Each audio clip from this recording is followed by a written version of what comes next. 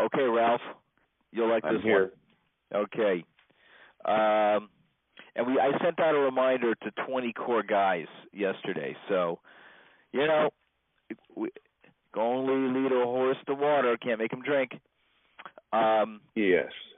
Yes, as we all know in the world of advertising. This is our life is our business, and you're certainly by you being here today just shows you definitely live it, because you are a person who treats his life like he treated his business, with the very same principles. And who just joined? Who joined us? This is Mike. Mike. Okay, Mike will like this too. So so this is your life is your business, and we know how to engage in business, and we also know that too much business will wipe us out. We have friends they're like crazy on business. They never take a break. I had a friend who got into a gigantic. It's the first time I ever experienced this, and I've since unfortunately have seen this now 100 times, where the guy split up from his partner, and they sued him over the book of business. And I said to him, "Don't work on Shabbos. I promise you that nothing will come of it, and you spend time with your family, and it'll still whatever's going to happen is going to happen anyways. The Almighty wants you to keep Shabbos." Didn't listen to me, and he got what he got, whatever that was, and his family was so less for it, because he just worked morning, noon, and night on this lawsuit for months and months. And, if he took off on Shabbos, the Almighty was not going to hold it against him. I know this to be true. So even retail businesses on Saturdays, there's Jewish ways to work with that. Coffee Beans, one example. Coffee Beans is owned by Orthodox Jews. But and they work out an arrangement on Shabbos. They don't take any of the profits. But that's much more complicated than I just laid out. Anyways, we have to look at our life is there in a business. You do have periods where you do give vacations to people, and in our lives too, we have to give ourselves vacations and family time, and we're going for the profit. Well, also in our lives, we have to go for the profit. And did I get out of that transaction, that situation with my wife, my children, my friends, my going to the game? Did I get out of that what I wanted? Was that worth the investment? Does anybody think that way? Mike, Ralph, yes, no? Very rarely. Yeah, I think Mike is at an age where that is not something that occurs to you easily. I think that it actually takes some time, unless perhaps one is in the position that you are, Aryeh, in terms of your beliefs and the things around you and thoughts around you. But I think it takes time. When someone is in the ring boxing, yeah, they're not thinking about vacation. They're not thinking about they're thinking about their family in the big picture, because they're doing it for their family. But I used to tell my wife, look, my family comes first, except in an emergency, meaning if I have to fly to Hong Kong at 2 o'clock in the morning to fix something, honey, I'll see you later. I think it's tough for young people today, and I think Mike would agree. Well, I wouldn't know. I don't know any young people, but no, what it is. I think my opinion is wrong in what I'm about to say, but I do think it's a factor. I think that if you there's an objective level of accomplishment in terms of doing good for your family in a professional way, that once you accomplish that, then I think you could have an objective argument to take your foot off the gas. I know that the counter argument is, well, you never reach that level. There's always more and more and more. But I think there is a point below which and I'm not saying that's applicable to me, but I think there's a point below which you're still making rational choices on a day-to-day basis that are for the good of your family, even though they're indirect, to try and get them to be in a comfortable place. And so I think that distinction is sometimes lost in this overall idea that, don't work on Saturdays, for example. I mean, I get the concept, and that I also get the concept of it'll never be enough. But anyway, you know what I'm trying to say. I think there's some right. Actually, Mike, let's get away from the whole Shabbos thing, but let's go to Ralph's thing on boxing, which I like, because Ralph's thing on boxing is great. What happens after 3 minutes? you rest. They rest. They take. Yeah. They and what happens at a football game? Halftime, hockey game, 2 periods, basketball, halftime. There's always a time, even in baseball, between innings. There's time to collect yourself, other than downhill skiing, that, but it is in between runs. Right. So, but, it can't be constant, and in your life also, it's got to be like, I got to take time out in my life to treat my business. There's time. I gotta downtime. I gotta gather myself and think. But I got other points I'd like to put. We're getting this. I think we got this one. There's a very famous story of Elijah the prophet. He met this fisherman, and the fisherman was kind of wandering along, not thinking of anything in particular. So Elijah went up to him and says, "Are you versed in the written law or the oral law of Judaism?" And he goes, "Rabbi, are you kidding? I have a wooden head. I can't learn." He says, "Well, tell me. God didn't give me the intelligence for this kind of stuff." He said, "Well, tell me, how do you earn your living?" He goes, "Well, that's a different matter, because I'm a fisherman." I'm sorry. Are you what? How do you make a living? How do you make a living? I'm sorry. Okay. Elijah the prophet asked him, "How do you make a living?" He goes, "Well, that's a different matter. You see, I'm a fisherman, and you have to make a net a certain way. You have to make it equal distance, the knots, so you can catch the certain kind of fish. And you got to make it a certain way it doesn't snag on the rocks. And you got to read the tides. And you got to know how to cast the net and pull it in, and read the time of day when the fish are running. It's a bit of a science. So we know we're going with this one.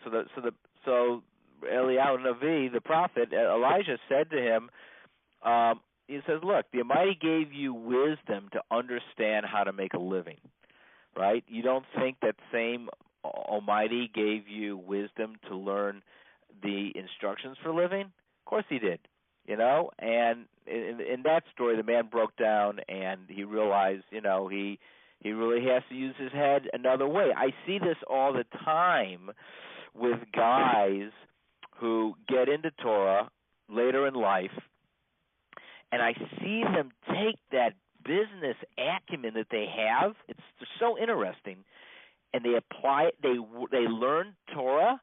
They go on the internet, and they get the books in English and whatever, and they begin and they look at mitzvahs, and they begin to go about it the same way they built their businesses and the same way they conduct their business. Now, I can't describe it. You'd have to see each individual and how they do it. There's one guy, he sits and he reads a ton of stuff, and he reads it late at night because that's how he did his business. He would read a lot, and he'd read late at night, and he'd take notes, and but each person was different. Each person but they had a certain way about themselves that they knew was their success formula. They began to apply that to Torah, and voila, something came out of it. I don't want to belabor that point, but it's just an idea that how you conduct your life in business is what God gave you, and He also, and that with that same, oomph and angle and eye and strategy and smarts, you can also look into the whole world of Jewish wisdom, and you guys should be teaching as well. You guys should. I'll talk about that. We'll get there.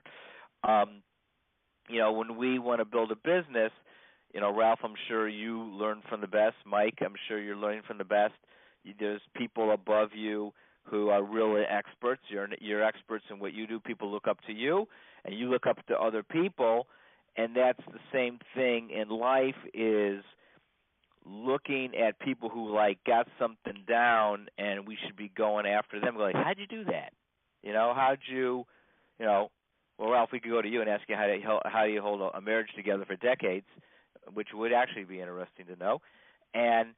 But it's things like that. How'd your kids turn out so well? Actually, that's another thing with Ralph. He's got 3 great daughters.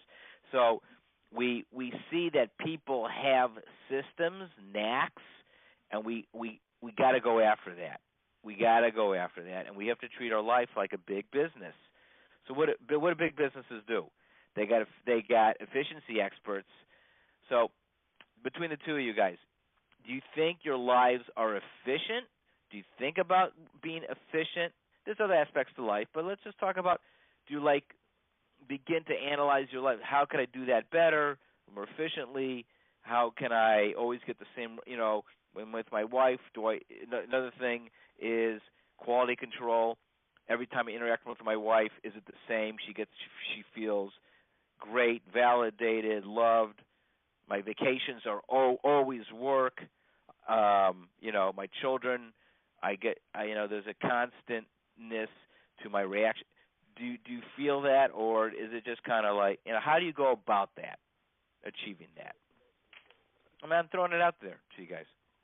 Sure. For me, I do not feel that, and I think that's a weakness. I'm more conscious of it, definitely way more conscious of it, and try to think that way now than I did 2, 3, 5 years ago. But I don't apply the same level of rigor to my personal life that I do professionally, not even close. I have an idea. Let me say this, and it may be where you're going with this, Aryeh. There may be, call it pointers, rules, whatever, within Torah or someplace. It seems to me that one of the things you might do is, in business, there are certain rules that you follow, certain things that you do. You may break those rules knowingly because there's a reason for it. But having said that, there are things that you do, and you have a calendar that reminds you of doing things. It tells you have to be at the meeting at 8. You have to be on the call at 7. I'm wondering if you did something like that personally. Said, okay, in your calendar at 4:30, call the wife, find out what's happening for dinner. At 10 a.m., find out about something. And by the way, those are not great examples, but I think you have the concept that you may be able to have monuments each day that remind you how important your family is, how much you cherish them, even though you are in the middle of a shitstorm. And know that they are the singular most important thing in your planet. In the big picture, yes, the meeting with the guy who's going to buy the company is absolutely urgent at that moment in time. There's no question. So you push your ticker 2 hours, and that's the ticker that said, okay, you're going to call the babysitter and make sure that the baby is okay, or whatever.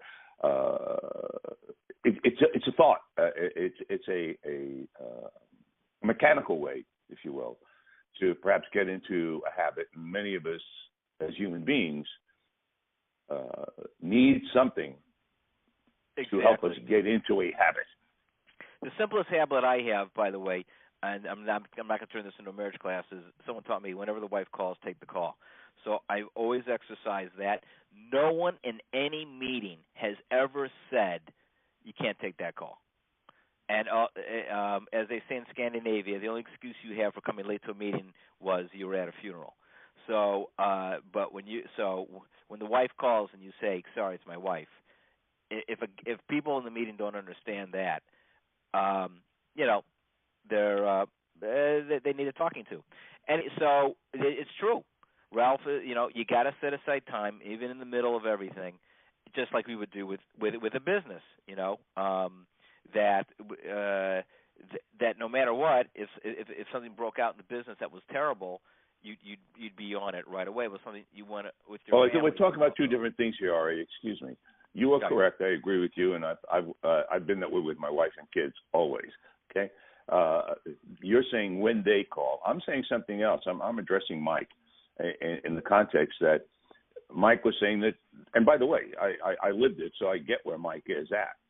And that is, you're so busy doing your things. It isn't that you don't love, care, and cherish your family. It's that you're in the middle of a shitstorm. But to your point, how do you? What tool can you use to ameliorate that?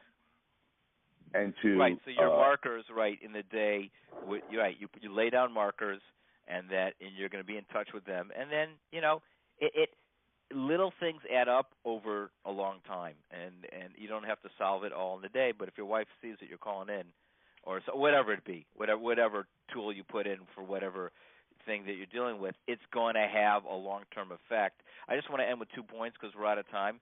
By the way, excuse me, I just want to say it's going to have a long-term effect not only on her and the children, but on you. On you, very good. So 2 things is we're doing R&D right now. That's what big companies do. So Ralph's conducting an R&D thing on Michael's life, and that's what we got to do. We have to go about looking at our lives. On Shabbos, we're supposed to review our week. I take a walk and I think about how the week went. I can't believe I'm still here because sometimes I thought no way, but you got to do that with your life too. Let's talk about it. Let's look at where write down a piece of paper what's not going. Hey, this isn't and address it versus just not even thinking about it.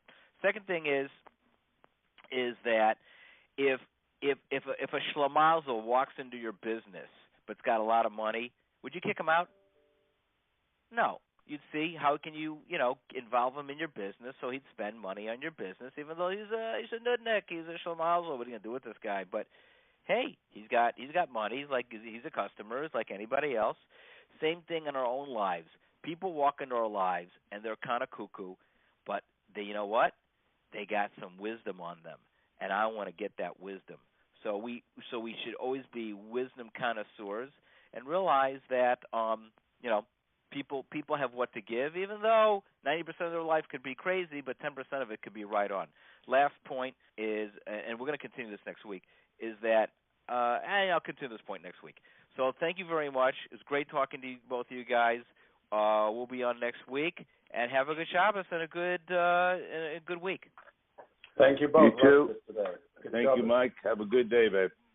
Okay, take care. Good Shabbos. Bye-bye. Okay, Bye-bye. be careful out there. Bye-bye.